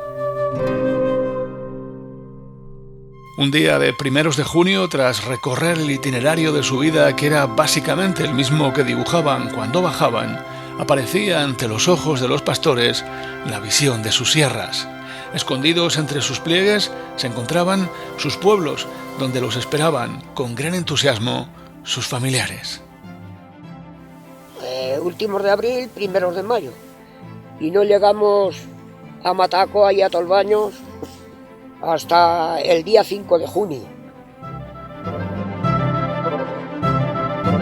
Por fin volvían los rebaños y los pastores, y según iban aproximándose, la alegría y la emoción del retorno a casa se iban haciendo presentes en el corazón y en el rostro curtido de los pastores. Que subía allá y me decía, uy, pues ya vienes por tal sitio, uy, pues ya llegas a Sara, ya... Oh. ¡Que vienen los merineros! Nada más conocerse la proximidad de los rebaños, el personal salía corriendo a su encuentro, avisándose los unos a los otros, ¡que vienen los merineros! Las mujeres, los niños y los abuelos salían a recibir a los ausentes y por todas partes se cruzaban los abrazos, las sonrisas, las lágrimas, las caricias y las preguntas. Que salíamos a esperar los pastores que decían. Ya cuando venían de viaje ya se comunicaban y bueno, pues mañana llegamos a Mataco. Ya nos decían, pues tal día marcamos, tal día estamos en Salas, tal día estamos en... Pues nada, y tal día vamos a casa. Bueno, pues el día que venían a casa, pues ya ves, todo el invierno sin ver a tu padre, pues encantados, claro. Decía mi madre, ya ha bajado un ganado por los campos, por encima Santa María, levantaros, que ya bajan por ahí. Y todos los chavales del pueblo. Por la mañana temprano, a mí me ha tocado ir a donde mi padre, no dormíamos aquella noche. Cuando éramos chavales, que los padres estaban allí, bajábamos a esperarles, sí. Hoy sí, bajábamos nosotros casi, bajamos un año hasta Campo Lara. El día que llegábamos ahí a Valle de Pérez, el pueblo de ahí abajo, pues había mucha gente, también muchachos, a esperarnos. Y la costumbre que tenían, el mayoral pues se adelantaba y cocía una docena, 2 docenas de huevos, lo que sea, y te dan un huevito cocido. Amigo, más contentos que los que íbamos a poner huevo. Y a ver el padre o hermano que sea. Claro, con ganas de que llegaran. Y se les iba a esperar así un trozo para abajo del pueblo, se les iba a esperar, íbamos a esperarle ya con los niños. Pues eso de ir a esperar a su padre, pues era una ilusión muy grande. Todo eran besos y abrazos, claro. Salían no a Vega, es que como había ganas de verse, se iba a Mataco un día entero, y eso era un día de fiesta. Para los pastores y sus familias, la mejor alegría del mundo era el encuentro después de tantos meses de separación. Era un día de fiesta que se celebraba con las mejores viandas posibles en las campas de la ermita de Vega. Cuando veníamos, salían a esperarnos a Vega, que llamamos. Pues hacían ahí como mataban una cordero, en Vega, se hacía una comida y ahí salían pues a recibir a eso.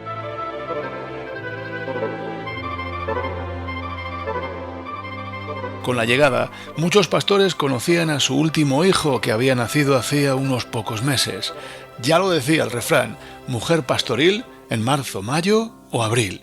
Y aunque en la última carta habían sabido de su paternidad, el estrecharlo entre sus brazos era una profunda emoción. Que nacían los niños y claro, cuando venían de Extremadura no conocían a su padre ni su padre conocía al niño, claro. Era curiosidad. Como eran trashumantes, estaba claro dónde nacían. Ahí no había más que los 9 meses de gestación y se sabía bien cuándo se hacían las mujeres gestantes. Y normalmente entra el periodo a tener en cuenta desde junio, cuando llegaban los pastores, y los nacimientos de los bebés coincidían con ese periodo de estancia aquí. Tras los saludos, los pastores entregaban algún pequeño regalo a sus familiares. Del zurrón salían bellotas y piñones para los niños que agradecían con alborozo, como si fuera el presente más maravilloso del mundo. Cualquier chuchería, cualquier cosa que les traían, qué ilusión les hacían. Quedaban como niños huérfanos. El regalo que podías traer era 4 bellotas de esas, de las encinas que son dulces, y sabían bien, pero era el hambre que tenías. Que nos solían traer los mayores cuando tenían la ocasión, era bellotas de encina, que eran muy dulces. Entonces cuando venían los pastores y traían bellotas y eso, íbamos a golosear como que aquello era algún manjar, y en efecto para nosotros lo era. Pero el camino de vuelta no finalizaba con la fiesta en Vega, pues el destino de los rebaños era los sabrosos pastos de los puertos. Tras la fiesta, los familiares volvían a casa y los pastores continuaban su camino, aunque intentaban pasar alguna noche en casa antes de alejarse definitivamente del pueblo. Se reunían y se hacía una comida, pues unos marchábamos para el cordel adelante, y los familiares pues a su pueblo. Y cuando venían, pues a llegar ahí a la ermita de Vega, ahí a lo mejor dormían, o por Monterrubio, también iban a Monterrubio, y entonces se venía y pasaba la noche. Sí, pero se relevaban, unos se quedaban con el ganado y venían a hacer una noche a casa a ver la familia. Al día siguiente volvían otra vez. Se quedaban los de Neila y, por ejemplo, se venía mi padre y si había algún lugar de huerta de abajo y eso. Y luego, a la noche siguiente, se quedaban los de aquí y se iban los de Neila a Neila. Pero luego al día siguiente se volvían a juntar para seguir la marcha. Antiguamente, a los pocos días de llegar los rebaños, se procedía a realizar la esquila de las ovejas. Las casas serranas de las familias ganaderas eran normalmente de 2 plantas, destinando la planta baja a la pela del ganado merino y al acomodo de las sacas de lana. Traían las ovejas a esquilar aquí, para aquí esquilarlas, y de aquí se marchaban a la montaña a pasear, y la lana la dejaban guardada aquí, la cual los laneros venían y la compraban. Pelaba mi padre, pelaba aquí y las traían de Extremadura a pelar aquí, y solían pelar por San Juan, porque vendían la lana mucho mejor aquí que en Extremadura, la vendían a Pradolengo. Yo tengo ahí alguna nota de mi padre de que ha llevado la lana en caballos o yeguas a Pradolengo. Y la parte de abajo de mi casa era un sitio a donde estaba dedicado exclusivamente a las ovejas. Y se esquilaban las ovejas allí. Esta actividad respondía al proceso económico de cosechar los vellones de las ovejas para su comercialización, pues en el valor de la lana residía la auténtica riqueza de la actividad trashumante. Valía más que la oveja. Yo lo conocía a 107 pesetas el kilo, que normalmente una oveja con una cría andaba sobre 3 kilos. Sobre 3 kilos encima. O sea que la oveja igual valía de carne 50 pesetas. Y solamente el vellón de lana ya valía 300. Que eran 3 kilos a 107. Mayormente la llevaba. Valía más que la lana que la oveja. Inmediatamente después de la esquila se procedía al marcaje de las ovejas con la pega o marca de pez, acción que los pastores denominaban pegar las reses. La marca del propietario, impregnada en pez, se implantaba sobre el costado de la oveja. Las reses de los pastores, la excusa, llevaban la misma marca que el amo, pero en distinto lugar para poder diferenciarlas. Las de los criados se les ponía en el lado derecho, y las otras en el lado izquierdo. Con la distribución de las merinas en los puertos se cerraba el ciclo trashumante que se había iniciado con la partida de rebaños y pastores cañada abajo. Espiral que se ha repetido desde tiempos inmemoriales hasta casi nuestros días. Ahora son los recuerdos los que trashuman por la cañada de la memoria. Nuevas huellas en el cordel. Al escuchar los relatos de la epopeya de la vida trashumante, la historia, en suma, de una saga de pastores y sus familias con sus prácticas ganaderas ritualizadas en el tiempo y las estaciones, la sensación es que se cierra una puerta en la casa de la historia. Ya la estampa de los recios trashumantes al frente de sus rebaños es más una escena del recuerdo que una imagen de nuestro tiempo. Ya el dolondón de los cencerros por las cañadas es un eco melancólico. Ya no hay risotadas en las majadas. Ya no hay pastores, ni las palabras que traían. La trashumancia de antaño, tal y como fue, ya no volverá. No le veo futuro ninguno a la transhumancia. Hay muchas pegas también, muchas pegas. Los caminos, las viviendas no son buenas, los puertos están muy sucios, la soledad. Pero tal vez no todo invite a la nostalgia y al recuerdo. Tal vez aún la puerta de esta historia trashumante está entreabierta y por esa rendija se cuelan nuevas propuestas, tanto ganaderas como ecológicas, sociológicas y educativas, dispuestas a tomar el relevo del pasado y a mantener viva su memoria y su legado. ¿Acaso existe la posibilidad de que la trashumancia no desaparezca definitivamente porque aún en algunas comarcas serranas subsisten jóvenes ganaderos trashumantes herederos de una tradición milenaria que creen viable la supervivencia de esta actividad ganadera adaptada al correr de los tiempos? Que además de permitir un racional aprovechamiento de los recursos, contribuye al sostenimiento del entorno natural y al mantenimiento de una población ligada a la tierra. Ganaderos y pastores que necesitan el apoyo y la comprensión de las administraciones y el reconocimiento de la sociedad para seguir estando ahí. Hombre, yo creo que la transhumancia puede seguir existiendo. Hoy tenemos conocimientos técnicos, tenemos los camiones, tenemos teléfonos móviles, tenemos cercados eléctricos. Es cuestión de organización, de organizarse entre comunidades autónomas. Tenemos conocimientos técnicos, tenemos tecnología que la podemos aplicar. Hoy un hombre con un ordenador puede saber perfectamente un microchip en una oveja, puede saber perfectamente dónde está el rebaño, no tiene que dormir necesariamente allí todas las noches.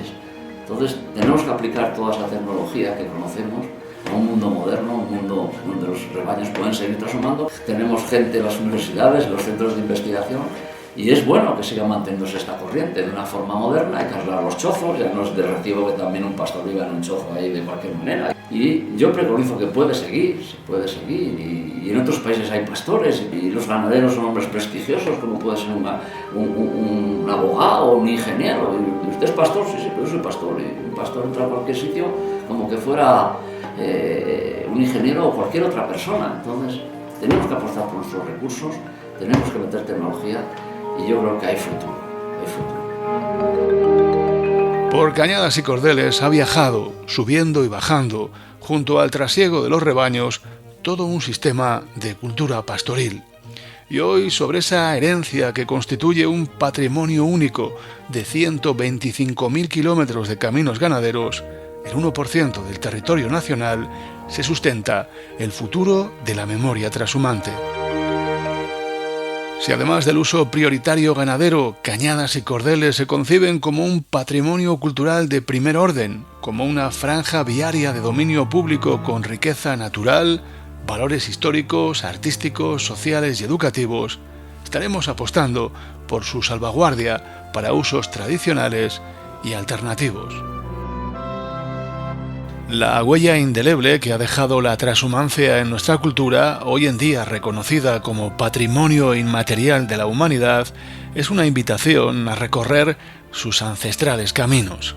Pisar los cordeles a la par que los últimos trashumantes y sus rebaños es, además de un disfrute, una manera de compartir su herencia y evitar que su pasado se desvanezca en el olvido. En alguna medida somos deudores del esfuerzo de los pastores trashumantes, que sin sentirse actores y sin darse importancia, han protagonizado una historia única. Y somos responsables de transmitir a generaciones futuras su epopeya y los ecos de su cultura. La transhumancia tiene un legado muy importante, importantísimo, no solo es el económico, quizás el económico es el menos importante, aunque fue muy importante durante 5 siglos, bueno, todo el mundo lo sabe. La lana castellana, la lana leonesa, cotizó en los mejores mercados europeos. ¿Por qué es importante todo esto? Bueno, es por primer lugar por la historia. Una historia tremenda, que en cualquier país no ha habido una organización en todo el mundo tan importante como la organización de la Mesta, con lo cual teníamos que estar orgullosos y conocerlo, y conocer todos estos detalles que no se ha dado en ningún país del mundo, todo lo que fuimos capaces de hacer, de organizar un comercio internacional, cómo fuimos capaces de todos esos lavaderos tan importantes que funcionaban en Segovia, todos los esquiladeros, todos los transportistas, la cabaña de carreteros, todos los navíos que partían de Bilbao, de Santander, cómo estaban organizados los seguros marítimos que se crearon entonces, los consulados del mar que teníamos en todos los países de Europa, en fin, una riqueza que yo creo que merece la pena que la conozcamos. Bueno, aparte de eso, pues está el legado de las cañadas. Es importante esos 125.000 kilómetros de vías pecuarias que tenemos en España, que hoy se pueden, con una nueva ley de vías pecuarias, pues pueden ser utilizadas para andar a caballo, andando, en bicicleta, en fin, que se pueden utilizar. Tienen usos alternativos, que conservan puentes, abrevaderos, esteaderos, unas infraestructuras impresionantes. Y a veces cuando viene gente del extranjero y le contamos estas cosas, pues se quedan admirados, como en Alemania, en Francia, están haciendo senderos de naturaleza, cuando aquí los tenemos más de 125.000 kilómetros y los tenemos abandonados. Bueno, el legado de toda esta cultura, todas estas palabras, chozos, construcciones, formas de vivir, formas de cocinar, cantidad de cosas, dichos populares, leyendas, en fin. Y también importantísimo el legado que tenemos es la conservación de los puertos, la creación de los puertos de merinas en la montaña, que venían así esculturados, puertos para ganado merino fino, no venía para otro, ¿no? Todos estos puertos que tenemos en las alturas, que no lo vemos desde abajo, esos pastizales que se crearon por el hombre a base de un uso correcto durante siglos, y tenemos la creación también de las dehesas de Extremadura, todas las dehesas de Cáceres, de Badajoz. Por esos motivos confiamos en que su trashumar de recuerdos, añoranza infinita, sea una invitación a dejar nuevas huellas en las veredas donde sus vidas ganaderas quedaron enredadas.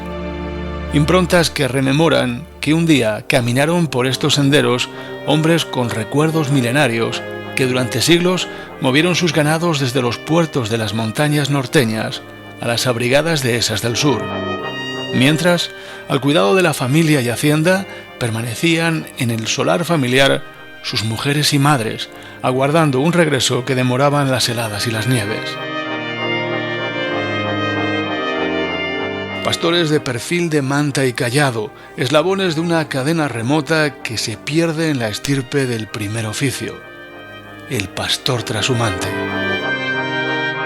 Yo reconozco que es muy duro, como ha quedado aquí claro.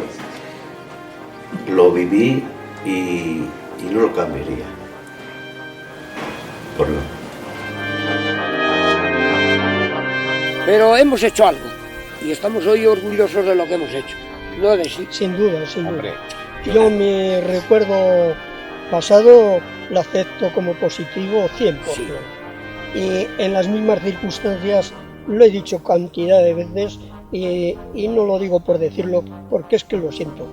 Me apuntaría otra vez a la vida que he pasado sin ningún temor, tal como yo lo he vivido, lo que he vivido. Lo acepto como positivo sin ninguna duda.